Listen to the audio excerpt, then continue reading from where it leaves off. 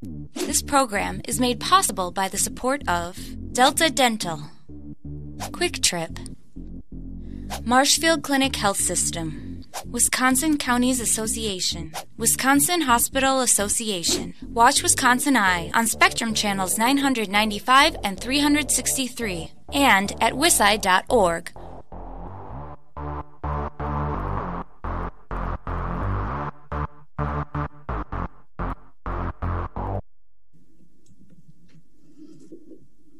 All right. Well, thank you everyone for joining again today. Greatly appreciated. Hope you're all staying safe and having a good day.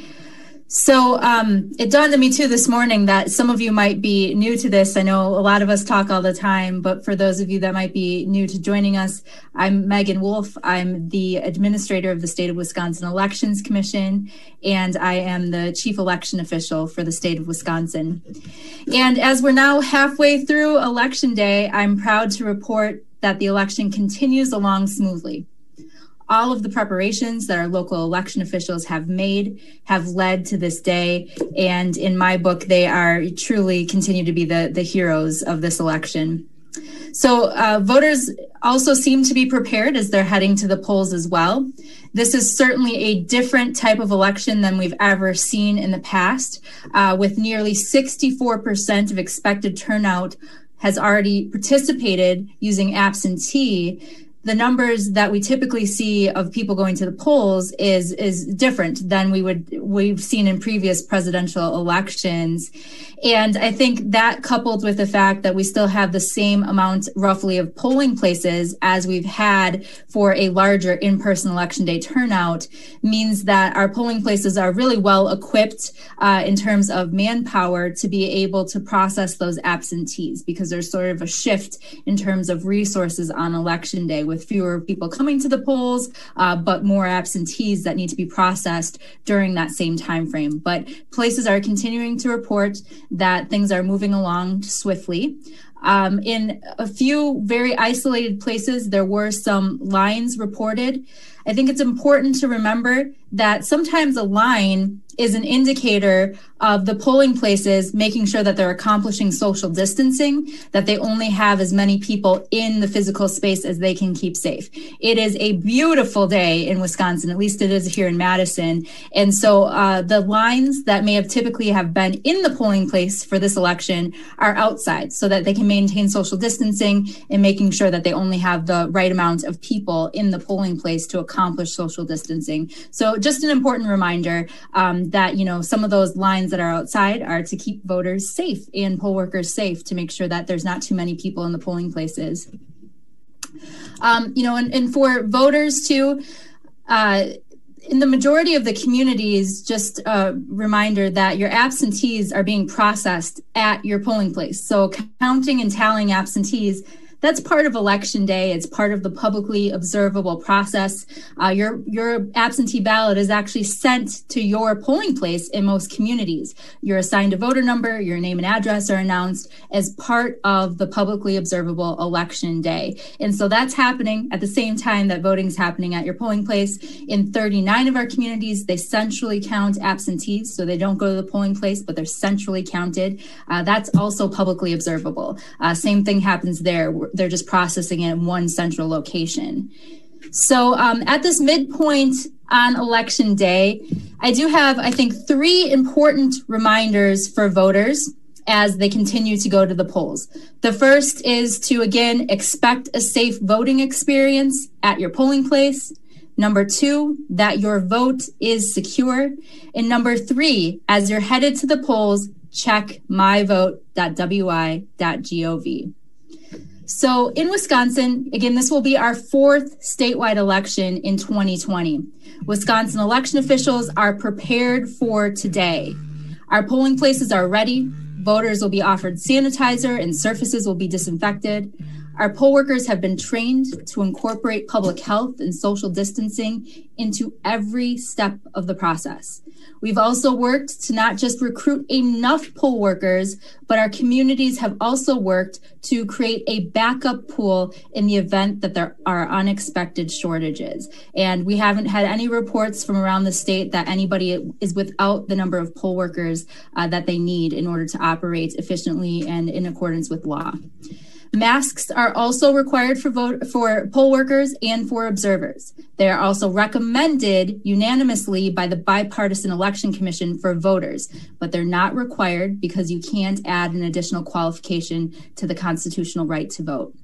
So, overall, election officials, they're ready to deliver fair, accurate, safe, and transparent elections to all voters. And I think voters that choose to participate in today's election at the polls should feel confident knowing that their health and safety is a top priority. Second reminder is that your vote is secure. So the WEC, again, has found no evidence that Wisconsin's election systems have ever been compromised.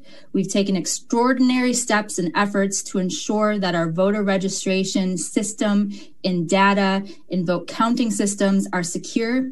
We also have many redundancies in place as backups.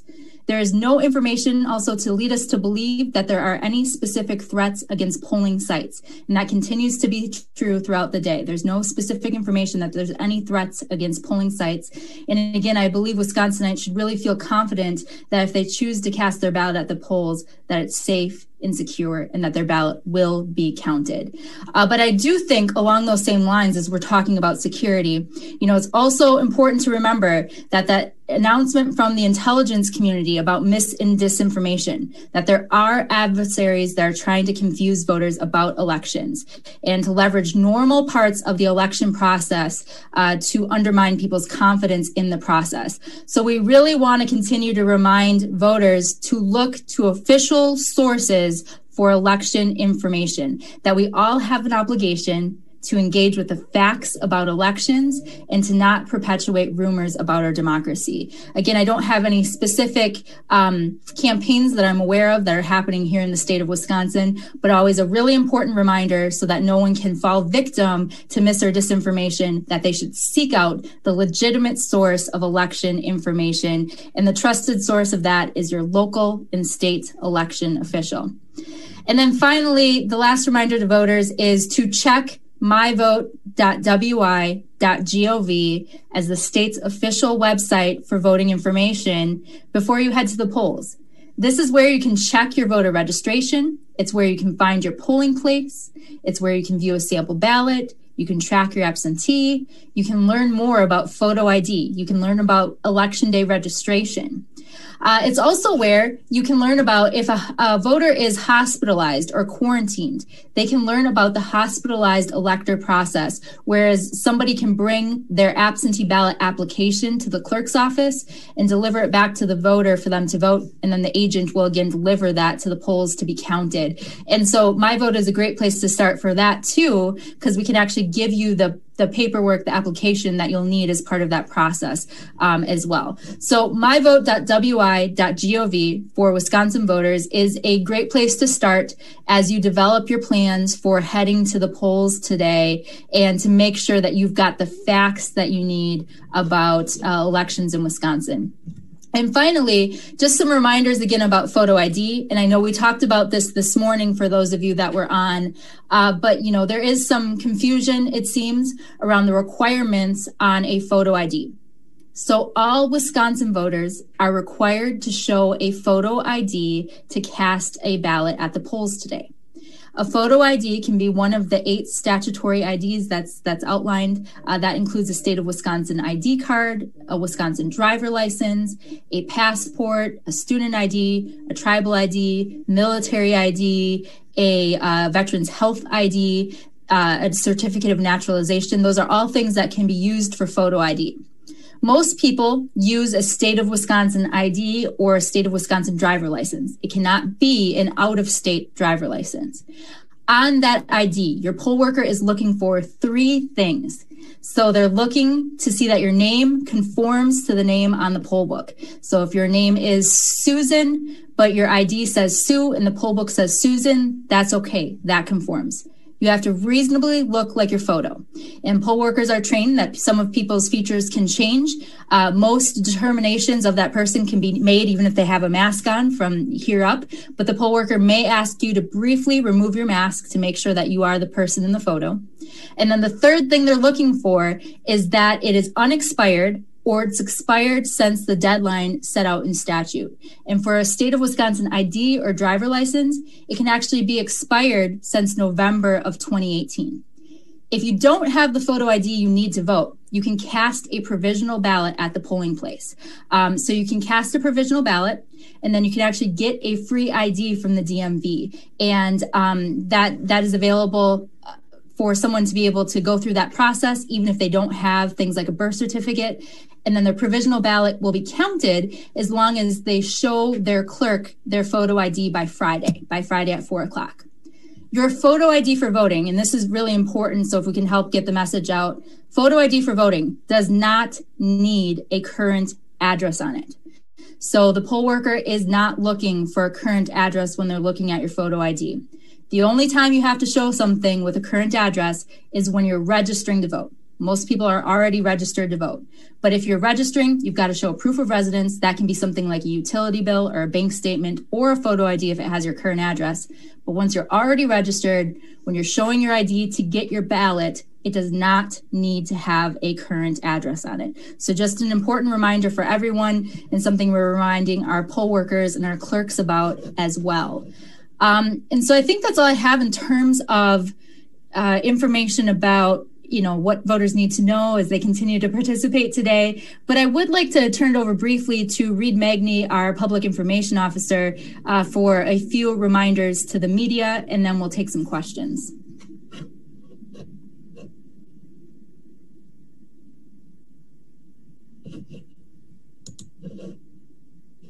Oh, I think you're on mute, Reed. Okay, can you hear me now? Yes. So had a couple of issues today with media at the polling places doing live shots inside polling places where voters are voting. Media can go into the polling place, you can take video, you can take still photos, you can be in there reporting, but you can't be in there doing live shots or having live cameras set up during the, while voting is going on, because that could be a distraction. Some voters might find it intimidating. It's just a lot to go on. And so I've worked with a couple of media organizations today about this. They've been really good and really understanding about it. Just because the poll workers will allow you to do that at the polling place doesn't mean that it's okay to do it that way. So I just wanted to get that out there. I know that makes great TV to show stuff going on inside the polling place, but it's just too much of a distraction. So anything else we were going to talk about, Megan, or does that pretty much cover it? I think so. I think that covers everything. Okay. Thank you. All right. And okay. We'd be glad to answer any questions that you all have. First is Adam Brewster from CBS.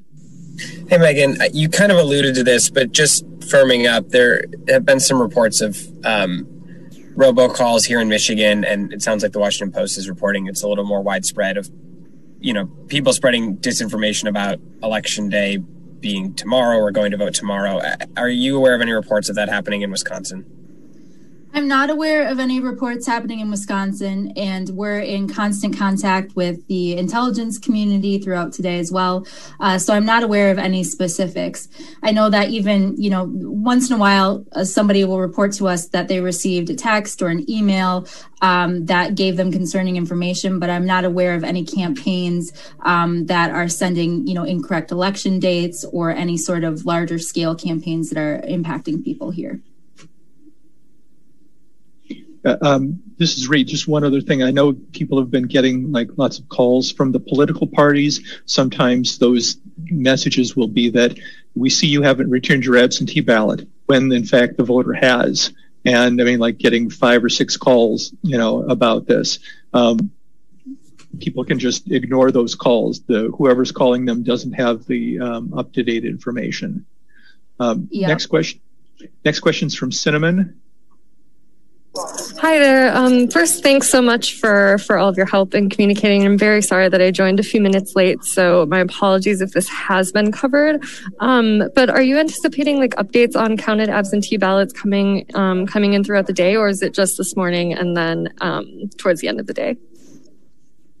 So absentees are processed at each of the polling places. So we don't have information at the state level in terms of what absentees have been processed yet or how many they still need to process. So we'll have to wait until the end of the night when that information comes in from our polling places. And then I also just wanted to quickly ask as well, have you heard anything coming in on any issues with like rejected ballots and things like that? Yeah, I have not heard of any large-scale issues with rejected ballots around the state. I haven't heard of any, beyond sort of the updates that we've had going into this week. I'm not aware of any place where they're reporting an unusual number of rejections or an amount that concerns them at the polls. Thank you so much. Next is Steve from the AP. Thank you for doing this. You had mentioned the lines outside, some of them maybe deemed for weather-related reasons and stuff like that, and for safety reasons, but what have the wait times been like in general, how it compares to previous election days, and if there are pockets of the state that have particularly longer ones than other pockets of the state or anything like that?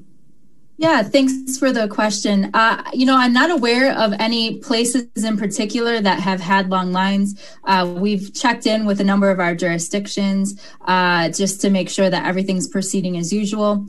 Every election, there's spikes. There's spikes at the beginning of the day around 7 when the polls open. There's usually a lot of people that show up to vote. There's usually one around noon. And then there's another at the end of the night where more voters show up. And so overall, we've heard from places around the state that things are quite quiet because, again, there are fewer voters than usual that are participating in person at the polls. So I haven't heard about any particularly long lines beyond, maybe a few, not isolated anywhere in particular this morning when we always see some of those spikes, but nothing that struck us as unusual. In a large turnout election, there's always going to be some lines, but it seems like there's fewer than I can remember in previous elections. Again, I'm sure that's partially because there are fewer voters that are left to participate today because so many have participated by absentee. Next is my old friend, Chris Hullock. Am I unmuted? Can you hear me? Yes. I can. Okay. Earlier, the Lawyers Committee for Civil Rights under law cited some reports of uniformed National Guard troops in the state. It wasn't clear if these were at polling places or elsewhere. I'm just wondering if you can confirm if there are any uniformed Guard members at polling places that you know of. Thank you for that question. There are no uniformed guards at polling places. So any National Guard service members, and at this point, there are about 200 that have been deployed to communities that need assistance as poll workers. They're in civilian clothes. They're there to do things like help with hand sanitation and disinfecting surfaces, helping to, register voters, whatever it might be. But no, none of them are in uniform and none of them are serving in any sort of law enforcement or crowd control capacity. They're serving as your neighbors, friends, and, coworkers and family from your community in civilian clothes doing regular poll worker things. Thank you. Any other questions?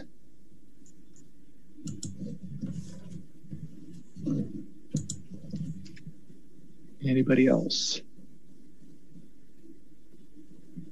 I'm not seeing anything else. Anything else you wanted to add, Meagan? No, I guess just thanks as always. I really do appreciate all of you and your help in getting out the word, especially about the mechanical facts about voting. So as voters are heading out today, that they know what to do. So, I really view this as a partnership, and I'm grateful for all of you for being willing to join calls like this so that we get the facts right when the stories are being written and when voters are getting information. So just wanted to extend my appreciation to all of you because I think you're a really important part of Election Day. So take care, everyone, and wishing you a great rest of your Election Day. Thanks, Meagan. This program is a production of Wisconsin Eye, an independent, nonpartisan, nonprofit media network with a mission to inform, educate, and engage the citizens of Wisconsin. Wisconsin Eye is the nation's first and only independently funded state civic broadcast network, providing gavel-to-gavel access to government proceedings and events at the state capitol.